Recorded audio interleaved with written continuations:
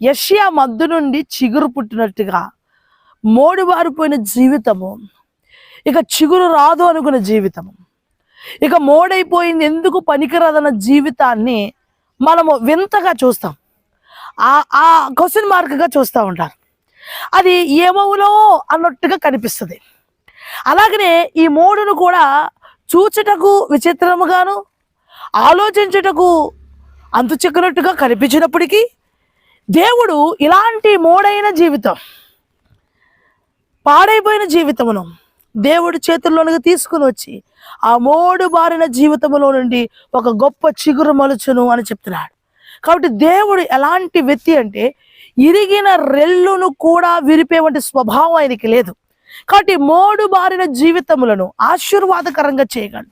ఎండిపోయిన జీవితములను ఆయన మోడు బారిన ఎండిన జీవితాన్ని సారవంతంగా మార్చగలవాడు. కనుక కన్నీటి కష్టములను పరిస్థితులను మార్చేవాడు. కనుక మోడైపోయింది అనుకోవద్దు.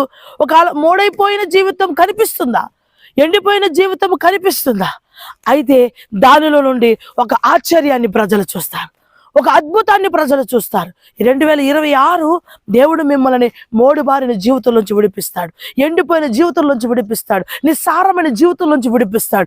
దేవుడు సారవంతంగాను సమృద్ధి కలిగిన పచ్చని ఆ యొక్క భూమిగా వరే అలాంటి కొమ్మలతో నువ్వు ఫలించి విస్తరించి చూస్తావు. కనుక ఈ మోడుబారిన అది విచిత్రంగా కనిపిస్తున్నప్పటికీ, ఆశ్చర్యంగా కనిపిస్తున్నప్పుడు, ఈ మోడుని ఎలాగైతే ఆశ్చర్యంగా విచిత్రంగా ఉన్నదో అలాగే నీ జీవితం కనిపిస్తే, ఇదే చిగురు వస్తే, ఇదే ఫలిస్తే, ఇదే పచ్చగా ఉంటే ఎంత ఆశ్చర్యకరంగా ఉంటుందో అలాగే నీ జీవితం మార్చడానికి కొన్ని అనుమతించి ఉండొచ్చు, లేదంటే నువ్వే స్వయంకృతంగా తెచ్చుకొని ఉండొచ్చు. కానీ ఏదేమైనా ప్రభు నీ జీవితాన్ని మార్చగలిగిన వాడు నీ పక్కనే నీకు సమీపముగా ఉన్నాడు. హల్లెలూయా.